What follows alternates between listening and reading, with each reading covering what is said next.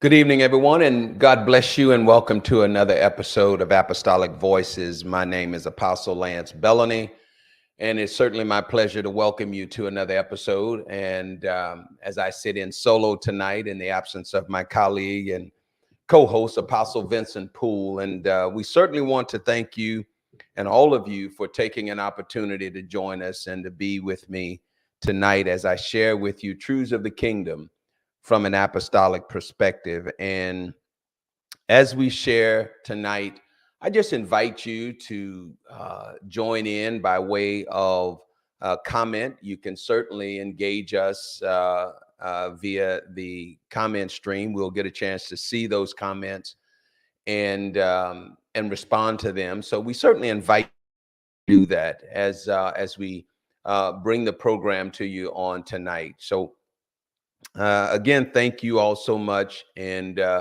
really hope that you decide to engage with us here on the program. As we get ready tonight to share, I want to ask you, as you engage with us, just remind you that you can also find the program on Apostle Vincent Poole's page, as well as here on my page on Facebook. We also broadcast and simulcast across YouTube, the YouTube platform, and you can find that program at Lance Bellany on the YouTube platform, or Rock of Truth Ministries on the YouTube platform as well. So just wanted to invite you to connect with us in these various platforms. And if you like to find us on the web, you can do so at rotruth.org. And there you can find Rock of Truth Ministries, as well as MacedonianCallMinistries.org as well, for Apostle Vincent Poole's web presence also. Well, listen, I want to talk tonight, and I want to address on tonight's broadcast this issue that has now exploded upon the scene once again, and that is the issue of abortion. Without a doubt, it is a controversial issue. And let me start out by saying, for a disclaimer, I am absolutely pro-life, period. So my argument, or if you will, my position begins at the point from the perspective of choosing life. There are, however, caveats that I would like to present, but I also want to, as a part of this discussion, as a part of this presentation, I want to have some, I play, if you will, the advocate for the other side, okay? The advocate for the other side, the pro-choice advocate, our position. And just to allow us to consider the both sides of this heated discussion and this heated situation, because it is a fact of 2022 life now. So let's back up for just a minute and consider the fact that 40 years ago or so, I forget exactly when Roe versus Wade was passed, but 40 or 50 years ago, the Supreme Court weighed in on an issue where that was at that time decided by the states. And then a case came before the Supreme Court, and that case was Roe versus Wade. In the decision, or in the where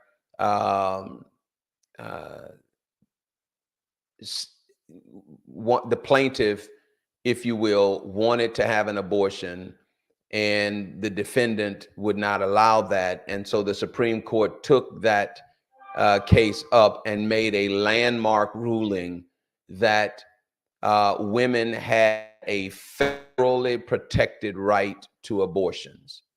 And many legal scholars on both sides of the aisle, while some agreed with the decision to give federally protected abortions to women, and others disagreed with giving federally protected abortions to women or making them available to women. Both of them agreed that the Supreme Court overreached its authority in granting that, because the Constitution does not grant those or that particular right at the federal level. And I want to be clear. I'm not a legal scholar, neither do I play one here on Facebook, but just based on the discussions that I've heard legal scholars make, the decision that was made by the Supreme Court was something of an overreach, because the Constitution did not grant federally protected rights to abortion to women. Okay, and I probably don't need to say to women, because women are the only ones who can have an abortion in the sense that we're talking about abortions. It is necessary for us to recognize that in this effort of, in this issue of abortions, we have to begin to look at the situation where life begins at conception. And that, to me, as part of the discussion, is where the Supreme Court could probably do all of us a bit of a service by establishing legally, when does life begin? Establishing that at the federal level. When does life actually begin? That may be able to address some of the controversy around this issue of abortion.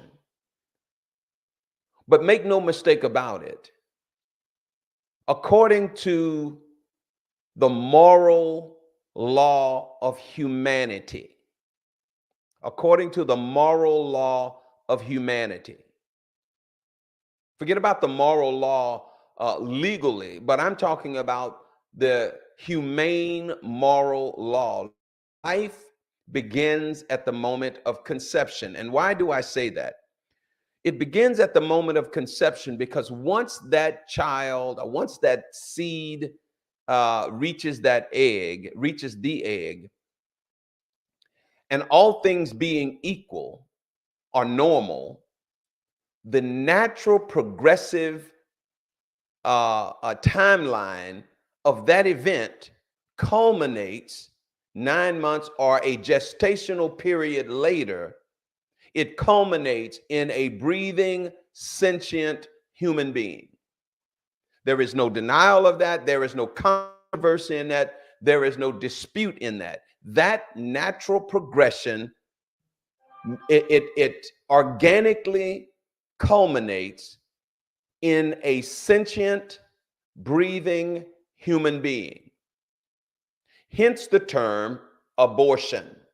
The term itself means that I am bringing to an end a process that is intended to go further. That's what the term abortion means. It means aborting the process. Okay?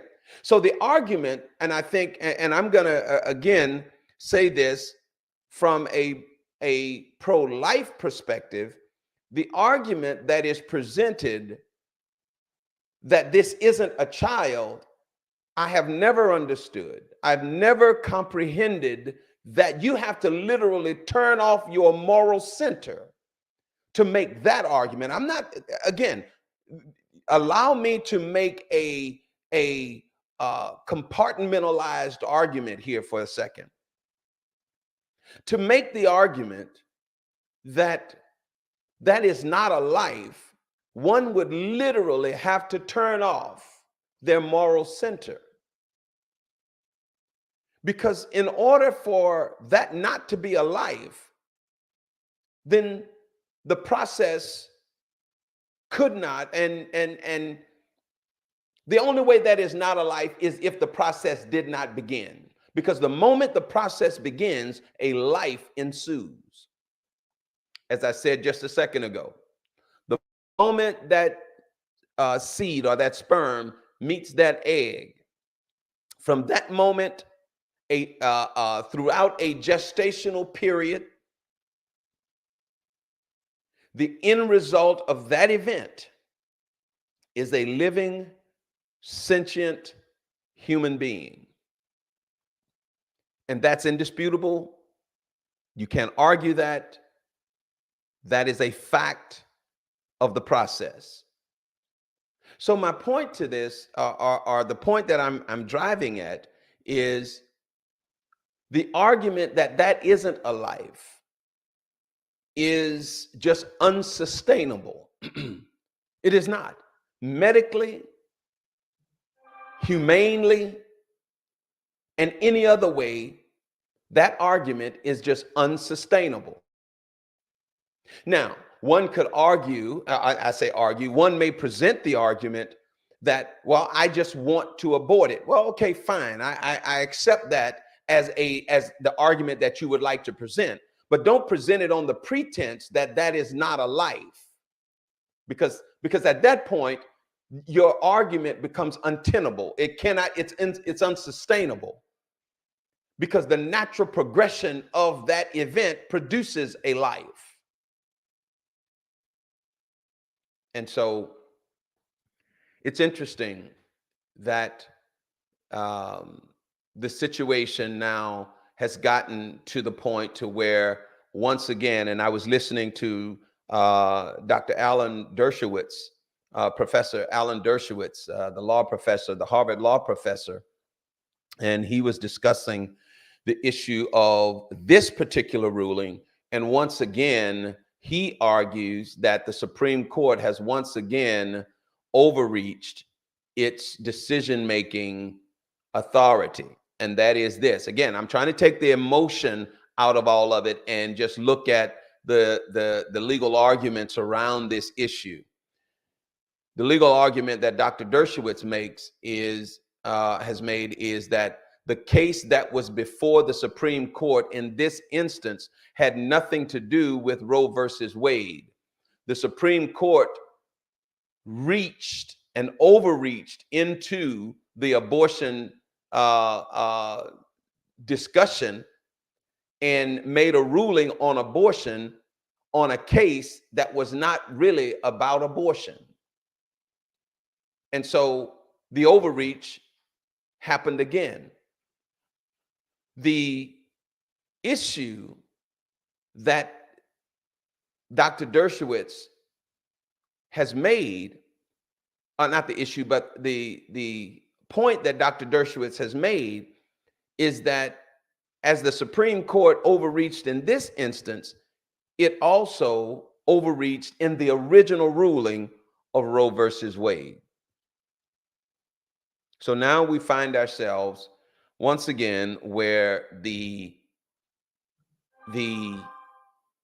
abortion issue has been pushed back to the states. All right. So there's another argument that one side, the pro-abortion side of the argument, is making, and that is that abortion has been banned in America. Well, that's not a factual argument. It's an emotional argument. I grant you that, but it is not a factual argument, because you can still have abortions in this country. You can still, not that I agree with it wholeheartedly, and again, I'll get into that in just a minute.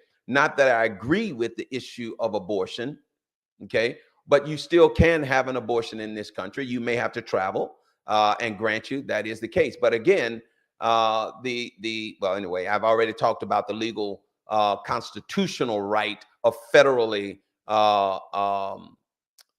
protected abortion rights. We've already talked about that. But the point that I'm making is you can still have abortions in this country. So the argument that abortion has been banned in this country is incorrect. The more accurate argument is that the federal government has no longer protected the right of abortion in this country. They have pushed it back to each individual state to make that ruling. And the fact of the matter is, some states will completely ban abortions. Other states will completely give abortions unfettered, meaning that the unfettered side of abortion means that that child or that pregnancy can go to the point, and I'm going to be a little bit graphic here, can go to the point of where the woman's feet are in the stirrups and the child is ready to be delivered, and you can still have an abortion in some states. In some states, you won't be able to have an abortion under any conditions. And as a matter of fact, I was in a discussion earlier today, and the fact was brought up that in a particular state, that if you live and are a resident of that state, they are discussing the potential of prosecuting individuals that go to another state that does grant abortions. You can be prosecuted for going out of state and doing that. Now, that isn't the law, but that is in discussion in one of the particular states. So as you can see, this issue is hotly debated on both sides. But I want to bring this issue some balance. I would like to present some balance concerning this issue on both sides. On the side of pro-choice advocates can stick their heads in the ground and make the argument, or try to make the argument, that this is not a life. We've already talked about that. But they also want to make the argument, my choice, my body, my choice. And they absolutely defend that right. But it is these same individuals, when it comes to other issues, want to parse whether or not I have a right to my body when it comes to federally mandated, albeit unconstitutionally mandated, that I take a vaccine.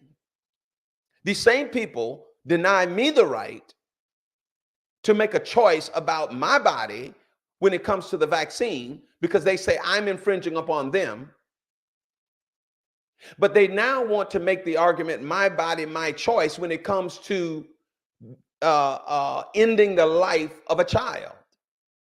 Again, there is a bit of duplicity here. There's a bit of hypocrisy there. And there's a hypocrisy on the other side too, mind you. But nonetheless, the point that I'm driving at is that there is a bit of hypocrisy there here that's going on.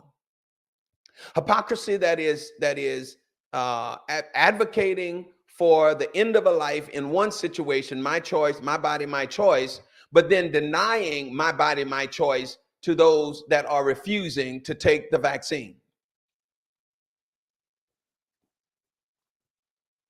So as you can see, this issue is not one that is balanced. It is emotionally charged. Now, let me go to the other side. For those that want to completely abandon or completely deny abortion under any circumstances, bring the child to term, deliver the child, and put the child up for an adoption. Well, the one thing you have to understand about adoption in this country is that adoption in this country now is almost limited to the wealthy. Almost exclusively limited to the wealthy, are those that will endure tremendous debt simply to be able to adopt a child that they would like to have. The other side of that coin is that once the child gets here and the mother does not want to have and to keep the child, and no one wants to adopt the child, what are you going to do with that child? Throw him out on the street? The orphanages that once were prevalent in this country have been defunded. The process is so muddled and muddy and murky and distorted. What are you going to do on that side of the equation once the child gets here?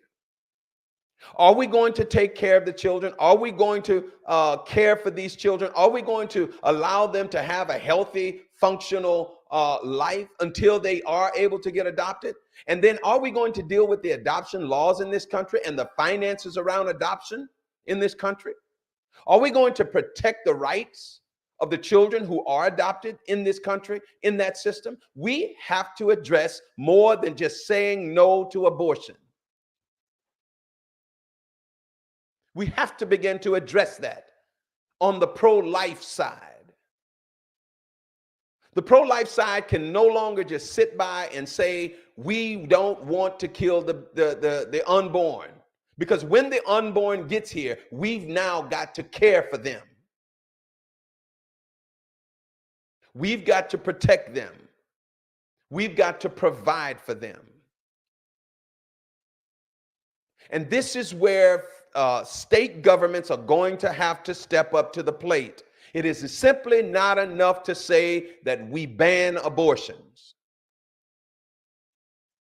That's not enough. I was in a conversation earlier today, and in that conversation, I was discussing the issue of balance in this discussion, in this controversy. You have statistically, you have 10% of the people on the no abortion side that are going to be screaming loud about no abortion. Then you've got 10% of the people on the pro-abortion side that are going to be screaming no restrictions on abortions at all. And then you're going to have 80% of the people that are willing to have a reasonable conversation around this issue, a reasonable conversation. Because as an apostle, as an apostolic leader, I believe in life. I err on the side of life. Now, let's take, for example, one of the marginal issues in this discussion. Let's take, for example, one of the marginal issues in this discussion about abortion and present the scenario: my wife's life is in danger. She's become pregnant, and it has been discovered that there is a high probability that my wife will not be able to carry this child to term. And to continue to gestate this pregnancy puts her life in increasing danger and likelihood of death. What are we going to do in that situation?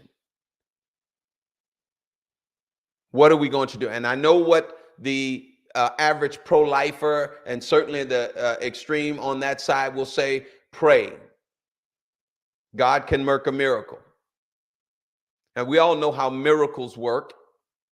That's why they're called miracles. Because miracles are not a fact of everyday life. That's why we call them the miraculous. So what happens if a miracle doesn't happen and I lose my wife in the process of trying to gain a child? These are the kinds of considerations that we have to be able to address. One would make the argument of rape or incest. So those that are not in that situation would say, well, force the girl to bring it to term. Why would we force that child to bring another child to term? These are the kinds of discussions. And at that point, rather than it being a federally mandated in instances where states have decided that they will not allow abortions to take place, what do? I believe that decision belongs to that family and their conscience. I believe that decision belongs to that family, their conscience, and their God. in those circumstances, both in the circumstances where the mother's life is at danger and the circumstances to where a rape or incest has occurred, whether it is biological incest or whether it is legal incest, legal as in it met the legal statute of incest. I am simply driving home the discussion around this issue because when the discussion degenerates into a purely emotional argument and an emotional display, we advance nothing. We all hunker down in our corners and we begin to argue from our little perspective and never ever trying to see the perspective of someone else or of the other side. As I said at the very beginning of this broadcast, I am absolutely pro-life, err on the side of life. But there are circumstances, there are situations, there are caveats in this discussion that make both sides difficult. So one would say, and especially in this argument, the issues have come about and the issues have come up where the husband's rights or the father of that child's rights have not been considered. The way humanity works and the way creation has developed this is that the woman is the one has been designated by creation to carry and gestate the next generation of life. Period. End of discussion. Because not one male in our species can carry a child, can even, let alone birth a child. They can't even conceive a child. Our job as the male side of the species is to give the seed. So now we are in a situation that if we are going to perpetuate our society, the human culture, we have to have both parties engaged. And so now when it comes to the father's right to have a say in this discussion, many on the abortion side says, no, he doesn't get a right. I disagree with that. Wholeheartedly disagree with that. But yet that is one of the caveats in this whole debate. This is why this discussion must be had rationally between people that can rationally speak with each other and not hunker down into their political and emotional, excuse me, into their political and emotional corners.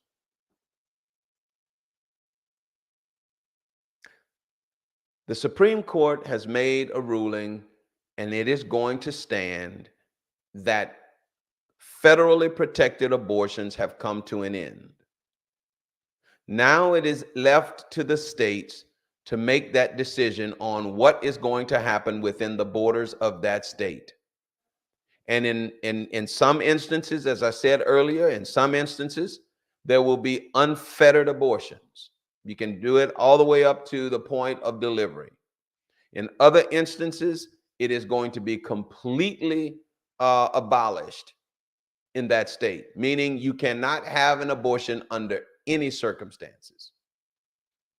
I think both of those instances are extreme and untenable. I don't agree with either of them. I think in many and most and probably the majority of circumstances, the decision becomes the family's decision. And states must begin to make allocations for circumstances that occur within the state's culture.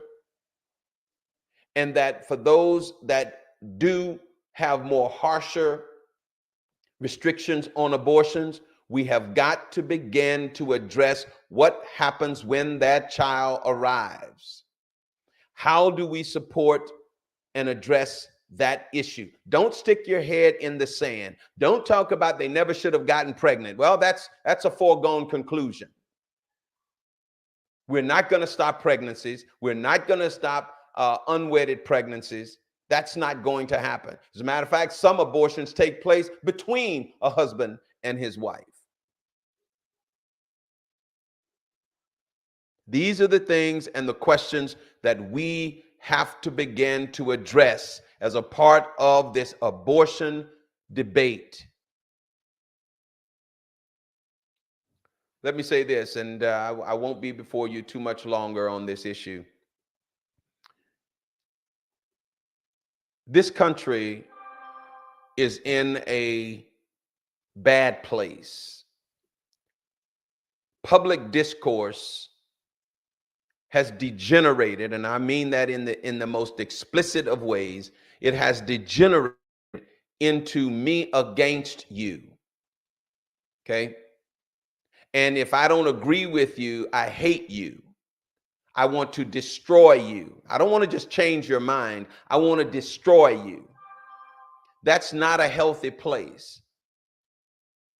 Any democracy, any republic, any thriving culture has to be able to have public discourse around the most difficult issues, around the most distasteful issues. We must allow public discourse to take place, because it is in public discourse that we come now and reason with each other. God even desires to reason with us. How much more should we reason with each other? Find a common place where we can reside. Because let me say this to you. Abortion didn't just start in this country. Abortion didn't just start in the 21st century. Abortions have been around for as long as humanity has been around.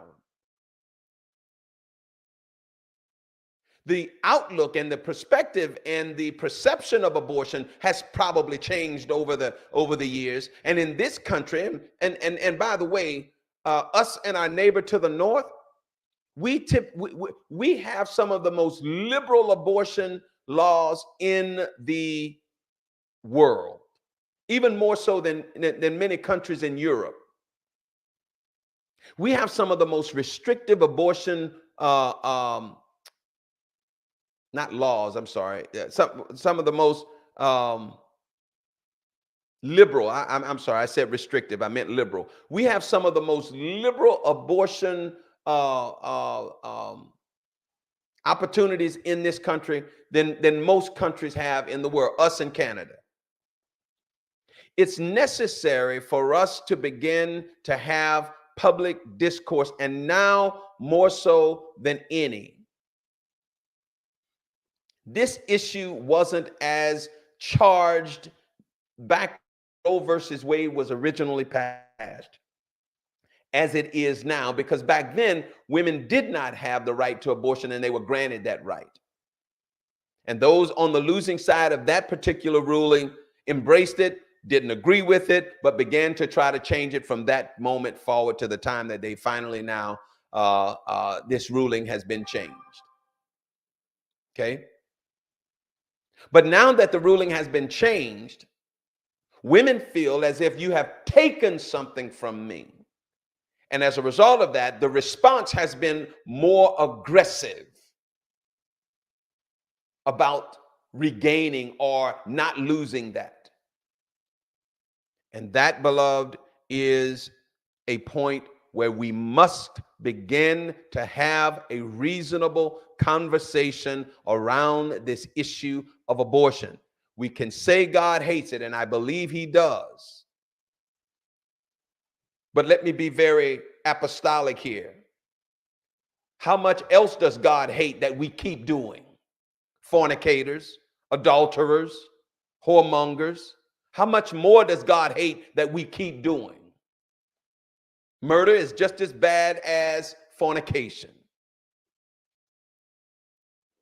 in the eyes of God.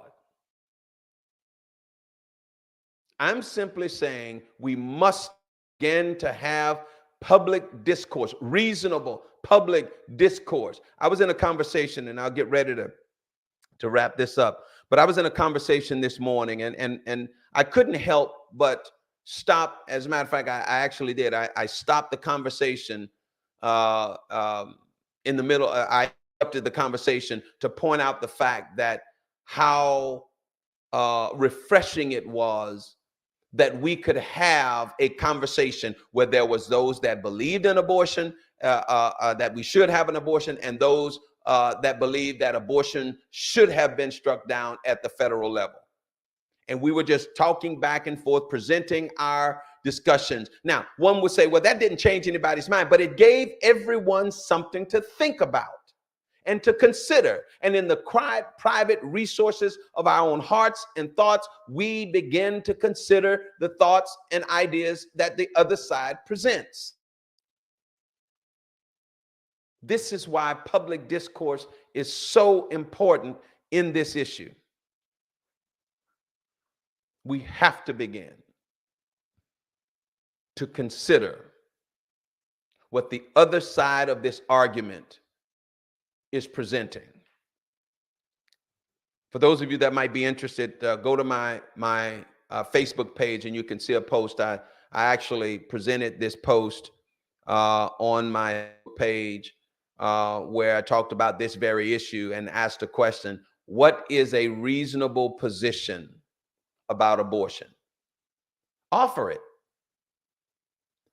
Present a reasonable idea, scenario that abortions around this issue of abortion. Even if you are completely against it, give a solution to what you're going to do with the children, to help that unwed mother, to address these social issues that complete restrictions on abortion will inevitably create. And on the other side of the abortion, what are you going to do in terms of the restrictions that are now being placed? How do we address at least getting some sense of relief in terms of abortion? You're not going to get unfettered abortion. That's it. That's a foregone conclusion. And yes, some states are going to totally restrict abortions. That's a foregone conclusion. So somewhere in the middle is where the reasonable, rational, peaceful coexistence of pro-life and pro-choice are going to reside. Some would say we just simply put everybody in jail that commits abortion. I mean, that performs an abortion. Well, doctors probably will go to jail. Some doctors will fall on their scalpels and go to jail behind this issue because they believe so strongly that a woman should have the unfettered rights to abortion. Now, these are the same people that have taken an oath that says the Hippocratic oath to do no harm. They have convinced themselves that that is not a life, therefore they're not doing any harm. But we talked about that at the very outset. That is a life.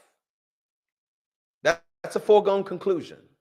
And they know it's a life. Now they've convinced themselves that it's not. But you're not going to make me believe, unless you are an absolute masochist, a sadist, that you don't believe that that's a life. I cannot fathom that argument. But some people make that argument, and I certainly defend their right to make that argument. I just completely disagree with that argument. But what are we going to do with this issue of abortion? Come now, let us reason together. And there in the reasoning, there in the coming together, we will find a rational, reasonable compromise around this issue. Because let's present every argument that you have. Now, some would just simply make the argument, I don't want you to tell me what to do with my body. That's going to be their argument. That's that 10% there that I said we're going to exclude them out of the conversation. And then you got that other 10% that don't want anything to do and no abortions whatsoever at all. A lot of them are going to get voted out of office. Okay. On the political side of this argument, a lot of you are going to get voted out of office because at some point in time, the reasonable adults in the room, the rational adults in the room will win the conversation. The rational adults in the room will win the conversation.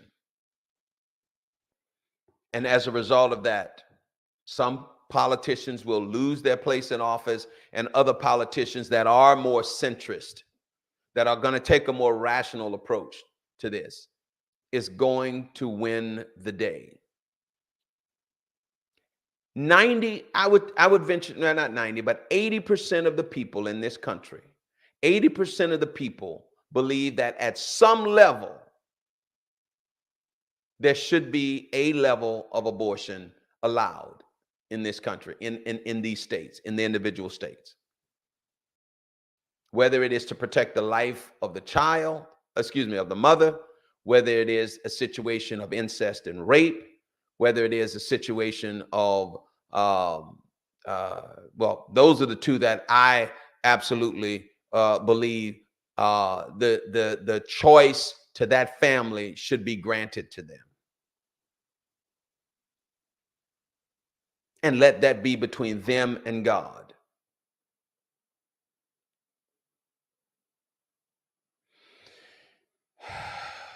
As you can see, this is not a very, this is not a cut and dry situation. I'll give this personal testimony and then we'll move on. I remember when my wife and I were younger and we were in the middle of having our children. We wanted all four of our children from the time that we found out that we were pregnant to the time that that child got here. So abortion was never even a matter of thought. But I do want to give this testimony. The doctor presented an option to us about a medical procedure to find out whether or not the baby had any kind of genetic birth defects. And that process in which they determine that is a process in which they perform an amniocentesis, in which they take a needle and they put the needle and they really literally stab the needle through the belly of the mother, and they siphon off a portion of the amniotic fluid. They analyze that, and then from that process, they can determine as to whether or not that child may be having some developmental defects. And so when I first heard it, I said, okay, that seems to be a reasonable. But then when I began to investigate that process, again, it's called the amniocentesis. When I began to investigate that process, it led me to a question to ask the doctor, well, what danger is there to the wife or to the child? And the doctor said there is a level, and I can't remember exactly how, what percentage they said, but there is a level of danger to the child, that the child could be harmed as a part of that process. And the moment I heard that, it became a no-brainer to me that we're not going to subject that child, because first of all, abortion wasn't an option for us because we chose not to do that. But at the second, even if the child was experiencing some type of birth defect, as long as the child could live, we were going to take that child and love that child and be to that child a parent, and they were going to be a child to us, our daughter or our son. And so it was never an issue for us to make that choice. But the point that I was making is that, you know, even in the decision to consider not to or to have an abortion, that choice and that decision in certain instances has to be left to that family. Now, here's where the states would do themselves a great service to begin to outline options and plans around those types of caveats and circumstances within the birthing consideration, within the consideration to give birth to that child. This is where a reasonable discussion around this issue of abortion must ultimately land. Amen. Well, first of all, let me say that this has been, and I hope those of you that tuned in and listened to what, and will be listening to this later on as a part of the broadcast of Apostolic Voices. This has been a challenging situation, and we can stick our heads in the ground, but that's just not me. That's just not the person and the call that is upon my life, to stick my head in the ground and not address issues that are affecting everyday life as we are walking in this life. And this issue is front and center. And as an apostle in the kingdom of heaven, it's necessary that we begin to address this. And I certainly welcome anyone that would hear this, that would like to have a discussion around this, maybe from the other side, that would have a discussion around this. I welcome that discussion. Absolutely welcome that discussion on air, if you like. It doesn't matter. I simply am open to a rational discussion around this issue. And so if you're listening to it, you know someone that might be interested, or you yourself might be interested, you can give me a call. You can reach out to me. And I'll give my number, 281-732-5928, 281-732-5928. Or you can reach me via email at lcbellany@yahoo.com, lcbellany@yahoo.com. Well, listen, as we bring the program to a close tonight, again, this issue is hotly debated. It is front and center. It's in our face, and it is going to be there for certainly throughout this upcoming election cycle in November. It is going to be there for the 2024 election cycle. It is likely to be here for several presidential cycles to come. This issue is not going away, just as the pro-life community protested and kept this issue front and center and brought this issue to light every election cycle. The pro-choice contingent of our community, of our country, will do the same thing on that side. They are going to keep this issue front and center every presidential election. It'll be a part of a political platforms. It is simply going to remain with us. It is not going anywhere. And we do well to not allow this issue to rip our country apart. Well, listen, beloved, thank you so much for taking a few minutes out of your time and out of your schedule to be with me here on the broadcast today. And I really appreciate you doing so, and want to invite you to come back and do this with us each Monday night right here at 7:30 p.m. Central Standard Time, right here on the Facebook platform. You can find us at Lance Bellany, as well as Vincent Poole. You'll find us streaming on both of our platforms here on Facebook. And again, Vincent Poole is absent. Apostle Vincent Poole is absent tonight. And we certainly encourage you to join us again next time, as we will both be here as we share with you truths of the kingdom from an apostolic perspective. Until then, I want to invite you to be well, be blessed, and we'll see you again next time.